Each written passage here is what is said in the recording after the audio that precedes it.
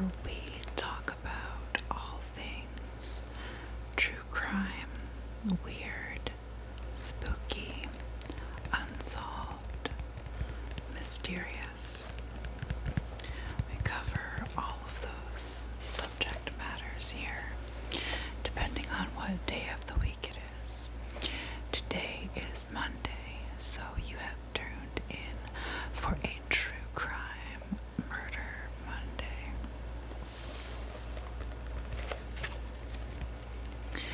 If you are new here, fuzzy on the mic. Sorry, there's a fuzzy. If you are new here and you like the content that you see, I would love it if you would like the video. Leave me a comment about what you think about the video, about what you think about this case, your opinions, thoughts, anything. Leave them down in the comments. And if you do like the content that I do here on this channel and you enjoy the video, just give a little click on that subscribe button just down below. It would mean a whole lot to me, and I'd love to have you be a part of the Space Fam. So, without further ado, let's get into today's case.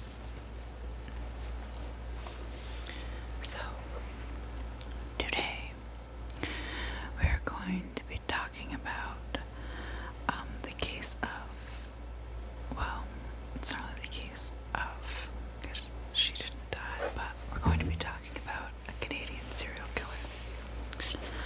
Her name is, she's not dead, she's incarcerated.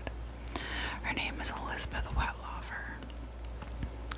Now, this case took place between the years 2007 and 2017 in various locations in Ontario, Canada.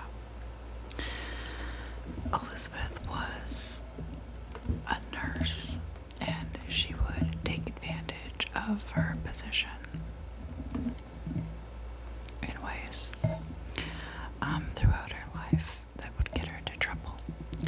And she would use her position and the things accessible to her to commit several heinous crimes throughout her lifetime.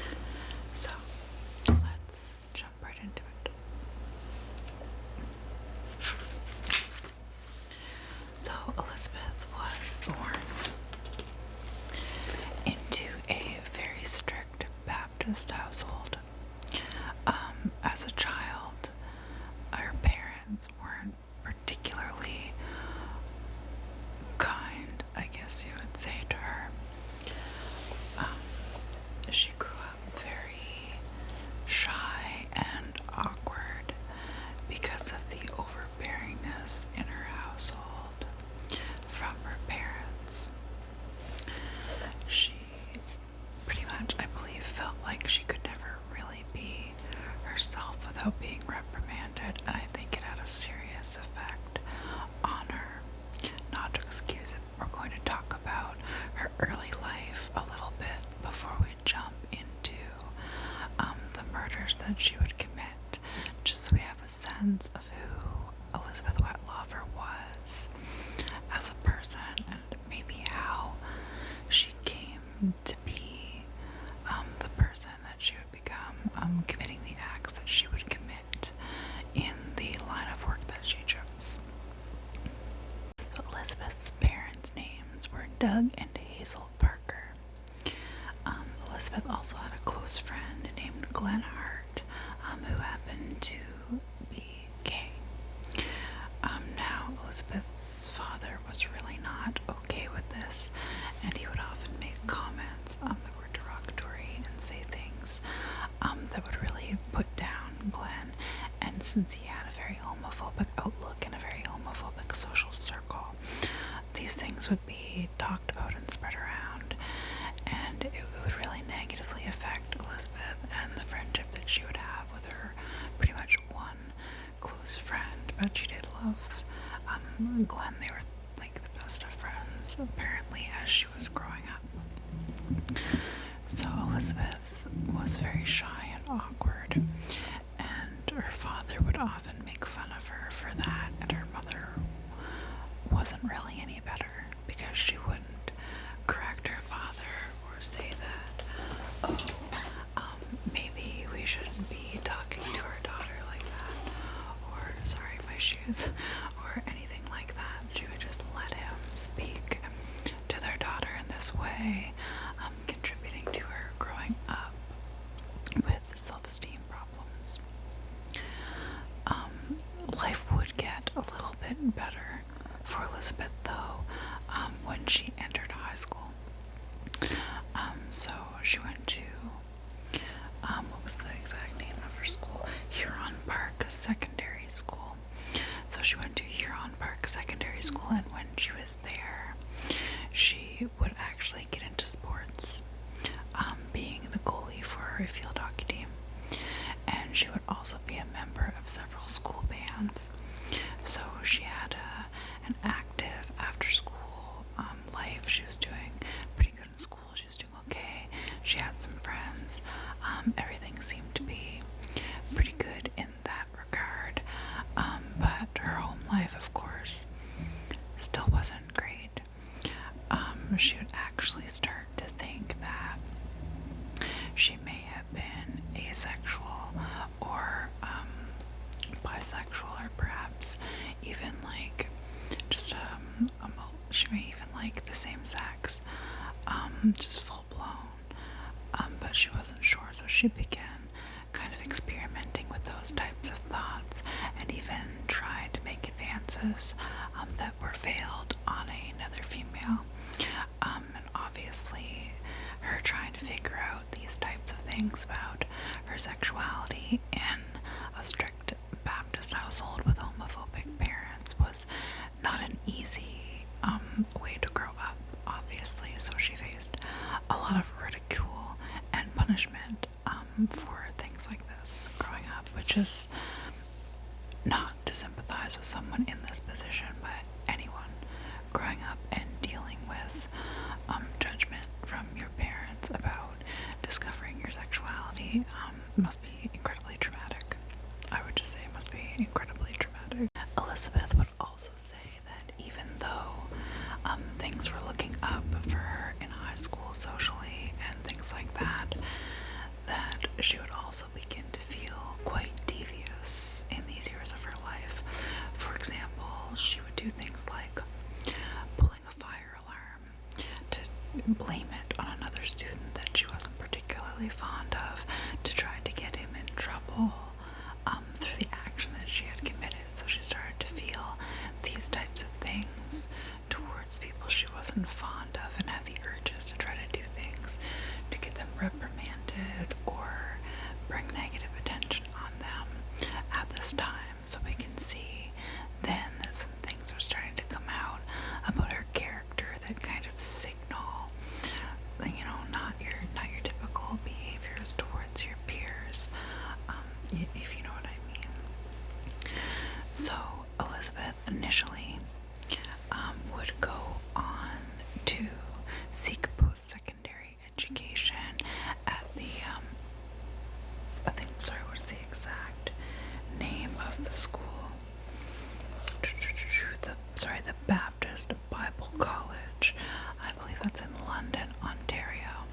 So she did get a bachelor's of religious education from this college, but she would switch gears after some experiences that she had. So while she was away at college, her father, Doug, couldn't bear to have her kind of out of his sight, out of his control, or just out of his vision. I guess he couldn't bear to not know what was going on with her. So Doug actually would enroll himself in this religious institution as well, for the duration of his daughter's studies there. While she was studying there, she began to experiment with same-sex relationships with other females. So she would attend an LGBTQIA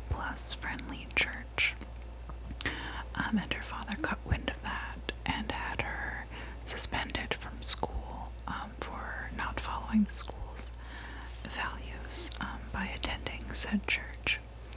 And she would also show interest in beginning relationships with females, and when her parents caught wind of that, they had her put into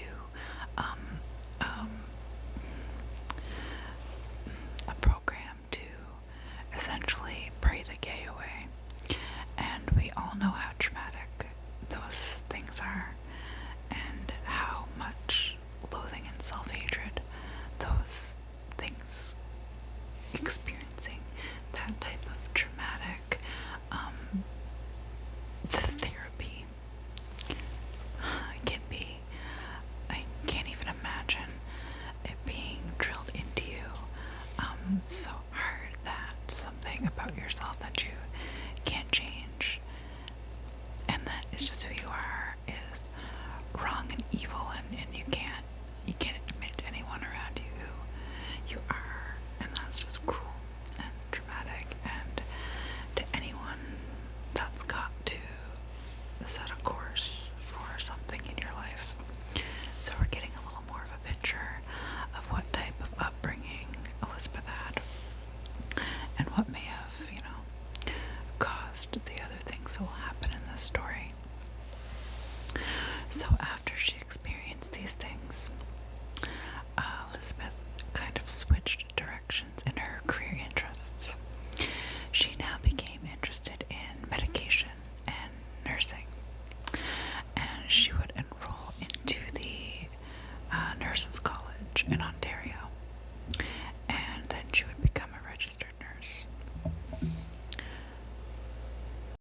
So while Elizabeth was going to school to become a nurse, she would work several positions throughout the local area, including assisting with persons with disabilities and things such as that. She would have several romantic relationships, including a relationship with a trucker named Donnie Wettlaufer, who she would marry in 1997.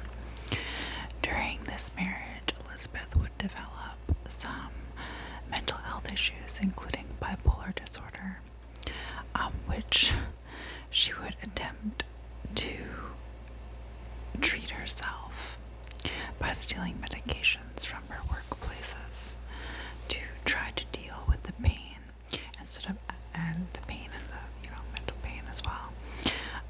Instead of actually getting care herself, she would try to steal the drugs, which would lead to her having a suspended nurse's license, and would actually lead to a near fatal overdose as well, before she would stop trying to treat that herself.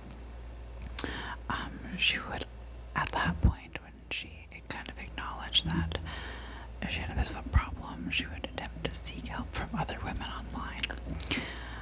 She would develop a relationship with one of these women that her husband Donnie would discover that would cause him to divorce her. She carried on a few more online relationships with various women on these help boards, until she did actually start a relationship with a real woman named Sheila Andrews. She was a cafeteria worker at a prison, and then they actually got married and lived together, and they would be living together when Elizabeth would commit her first murders, and that would take place after she got her position at an assisted living facility called Crescent Care. So when Elizabeth was hired on at Crescent Care, which is a long-term care facility in Woodstock, Ontario, she was initially regarded very positively by the other employees. She seemed very professional and friendly, and to have a good bedside manner, so everything seemed positive in that regard. However, as time went on, she would struggle more and more with drug and alcohol addiction, and this would become actually very noticeable as she was coming to work. It would lead to accusations of her being drunk at work, and she would even be found at one point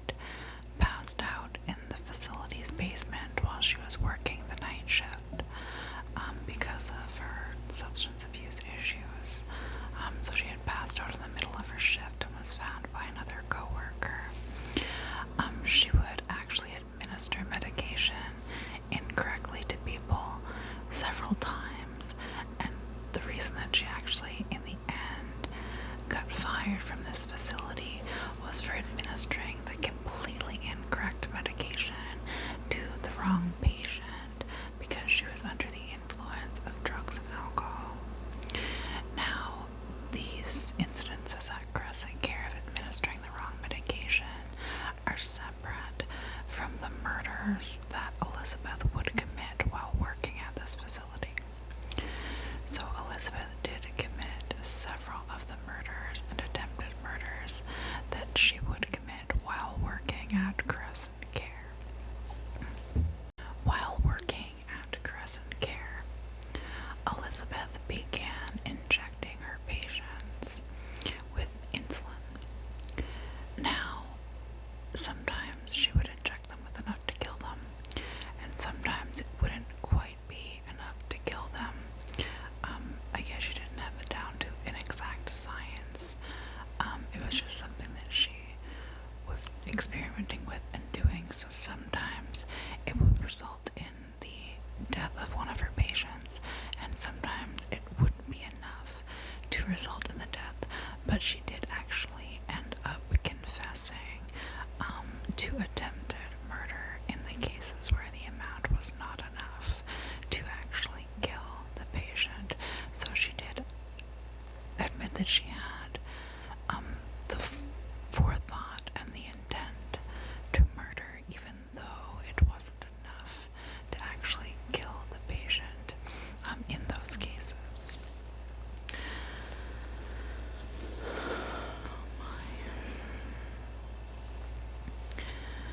So her first assaults would occur around sometime between, June 25th and December 31st of 2007.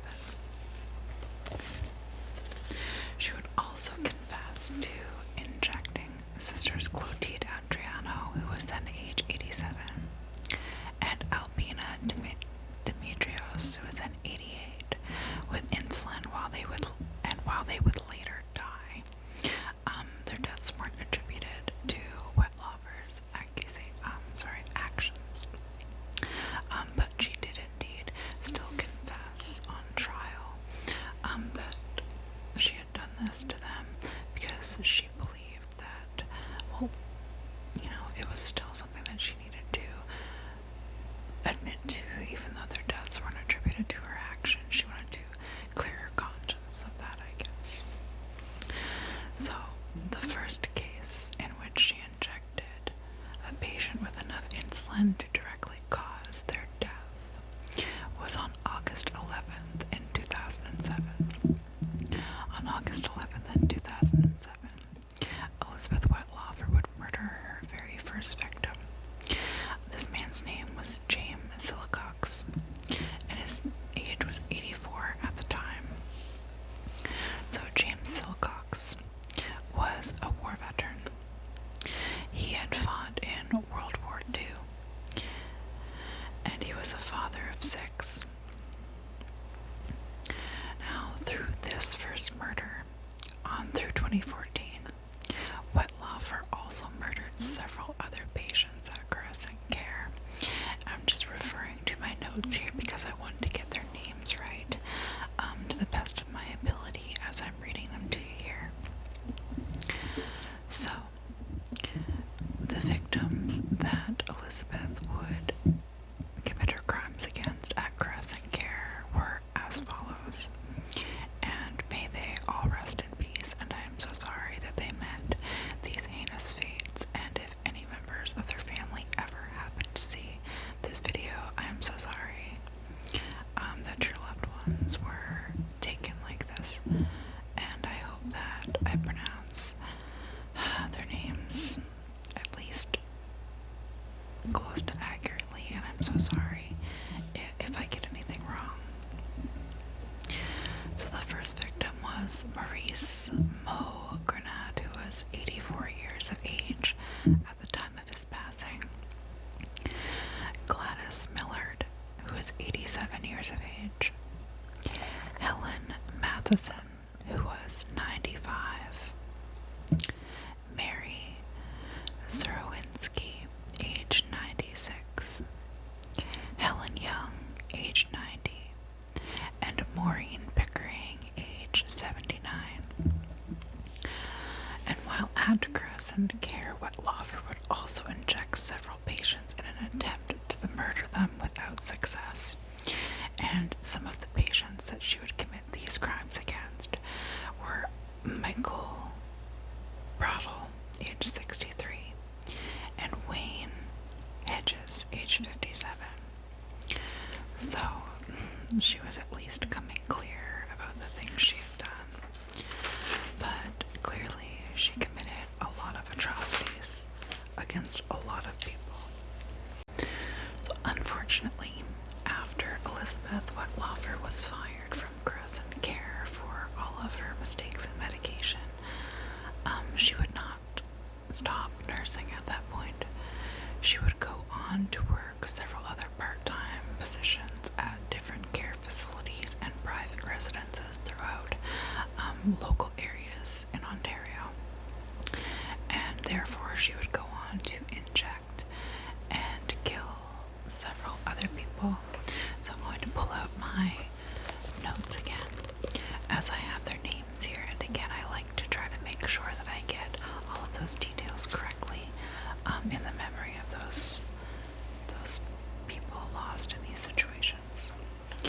So Wettlaufer's murders would also continue at other residences, and I'm going to read them off just here so that you can get the scope of the rest of her victims and where that took place. So she would kill Arpad Horvath, a 75-year-old man, at Meadow Park facility in London, Ontario. She would inject Sandra Towler, 77, with insulin in an intent to murder at a retirement facility in Paris, Ontario. And she injected Beverly Bertram, is age 68, with intent to murder at a private residence in Ingersoll, Ontario. So, after all of this, there's clearly serial killer behavior here, and this is why she is known as one of the most prolific Canadian serial killers. Like, if you look her up, she is known as one of the worst serial killers in Canadian history. So you might wonder,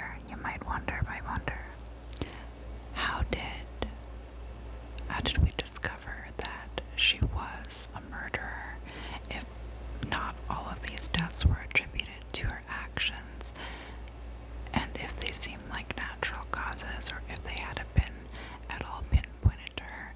How did we get to the point where we knew that it was Wettlaufer? And the truth is that she actually just came forward and admitted it. So, on September 16, 2016, Wettlaufer was tired of dealing with her addictions and the things that she kept inside of her head that she kept to herself. So she entered an inpatient drug rehab program at the Center for Addiction and Mental Health in Toronto, Ontario. While she was there, she would confess to staff about the murders that she had committed throughout her nursing career.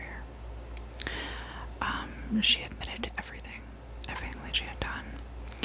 The attempted murders, the actual murders that were attributed to her when enough insulin was injected, anything attempted, the sisters that she had injected, she admitted everything.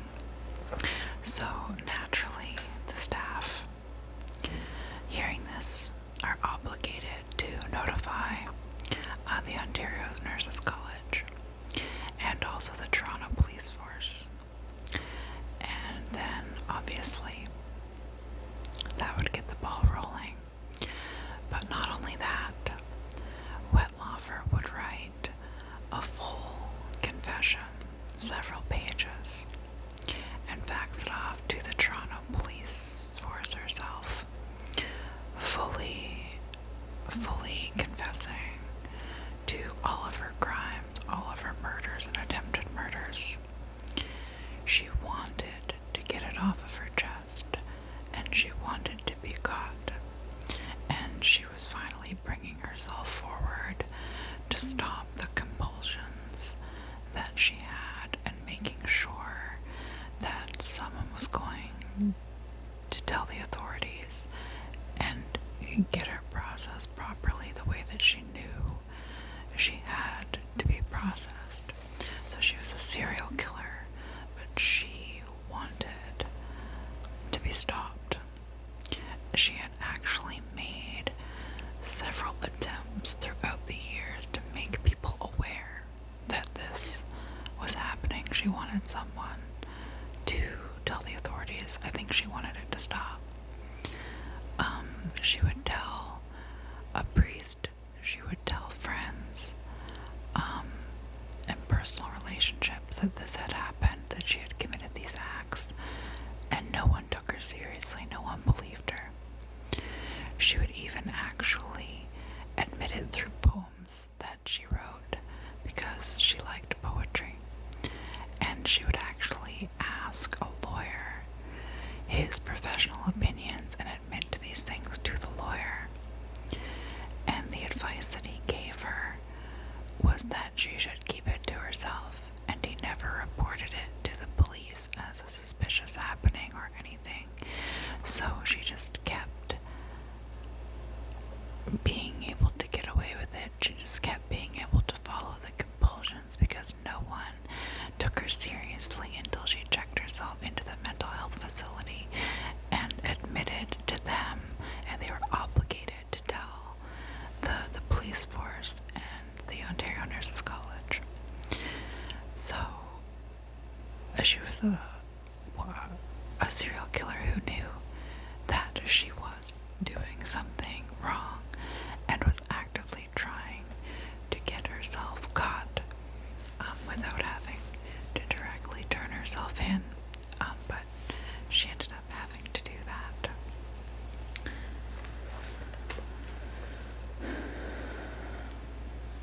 So once she was actually in police custody, she would actually give the police a 2-hour-long auditory confession before finally being charged with, I believe, 8 counts of first-degree murder. And she was sentenced to this on October 25th of 2016. Further investigations into her crimes would result in charges being laid for 4 more counts of attempted murder and 2 counts of aggravated assault. So all of these things would result in pretty much back-to-back life sentences with no possibility of parole for 25 years. So pretty much a death sentence at the age that she was at the time that she was sentenced. Or at least if you were to get out after 25 years, there wouldn't be much of your life left at that point.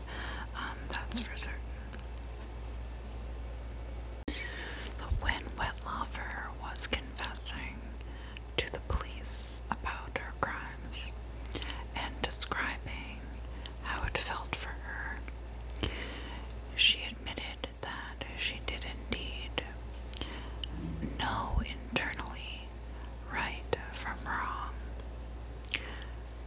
but that she had a compulsion or a surging within her to commit the acts when she committed them. She would explain that when she was thinking of injecting someone, she would hear a laugh that wasn't quite her laugh, but more demonic internally, and she would feel a surging compulsion to inject the victim, and it would just be like an internal, like, laughing feeling of power, to have this control and to be like, oof. So she had an internal compulsion.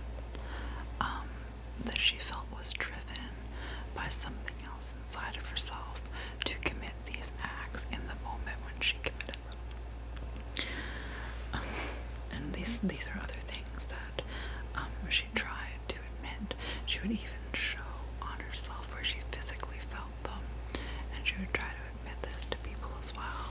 She's saying that she felt the compulsions in her chest and in her gut when she committed the acts that she committed. So, she knew right from wrong. So, she also admitted that she never got any pleasure from these acts. She actually felt quite the opposite after she realized what she had done. She felt quite sick and quite overwhelmed with a sense of disgust, I guess you would say, after committing the acts, but she couldn't stop the compulsion to commit the acts. So there was clearly something going on in the impulse control region for her. Unfortunately, which is what would have caused these types of thoughts and actions to go on their way, and sadly caused all of these people to lose their lives. Just unchecked mental health. And that is a problem in our country, unfortunately, and it's still not really getting better. Unchecked mental health problems are a rampant issue in Canada right now because while our healthcare is free, it is difficult to access, and very good mental health care is not free. You need to have a private provider, insurance, things like that, to get access to good care, or else you're waiting for months and months. Once you can finally get a referral, or once you know you need help, and you finally get referred or refer yourself, it's months down the line before you can see someone. And then you only get a set amount of sessions to deal with anything. So it's a problem in this country, and this is clearly a case where there was unchecked mental health issues for this lady that just resulted in devastation for so many people and so many losses of life, and that is terribly, terribly unfortunate. So, Wettlaufer was held at the Grand Valley Institution for Women in Kitchener, Ontario in March 2018. She was then transferred from Grand Valley to an unspecified secure facility in Montreal to receive medical treatment. Wettlaufer was also charged with professional misconduct, and they held a council at the Nurses College of Ontario. Even though she had already been found guilty of criminal charges, they still had to hold this tribunal, essentially, to permanently revoke her nurse's license.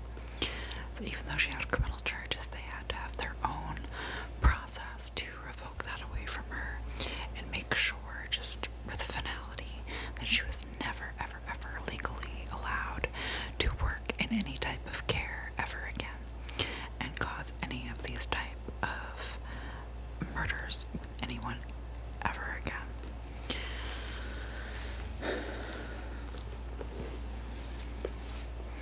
So that is essentially everything that there is to this case. And I had really mixed feelings about this one because I am a person who, in addition to being very interested in true crime, is also very interested in the ins and outs of mental health and psychology.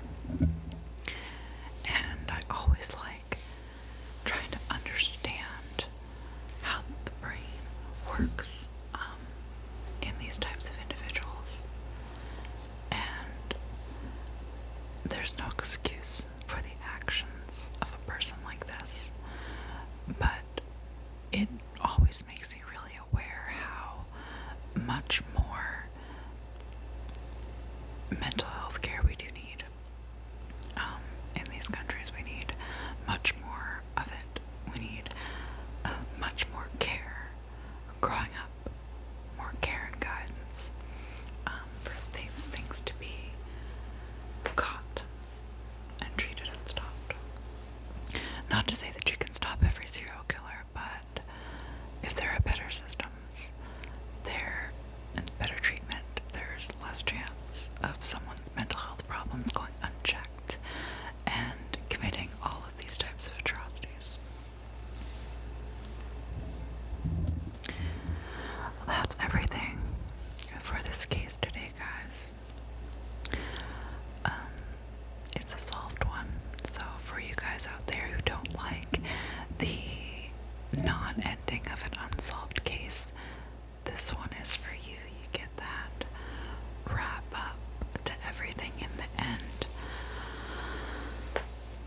so sorry for all of these people who put their faith and assurance in a system of long-term care.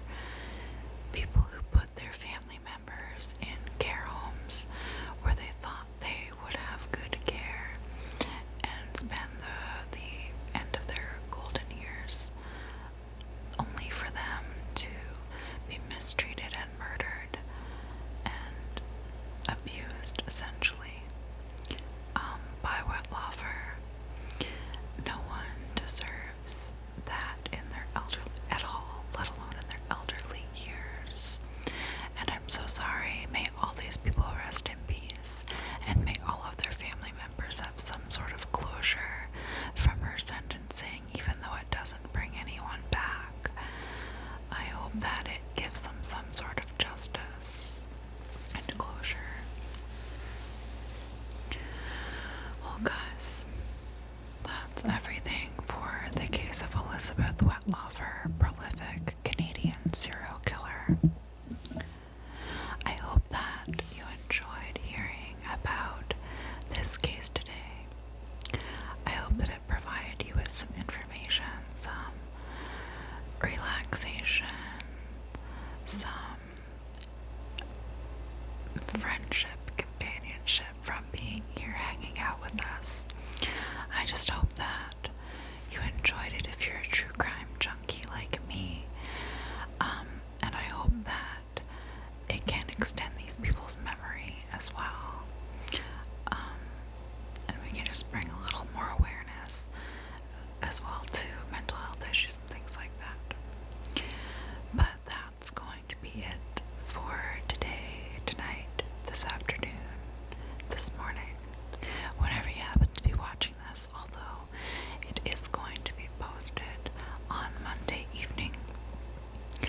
But whenever you're watching it, I hope you're having a wonderful,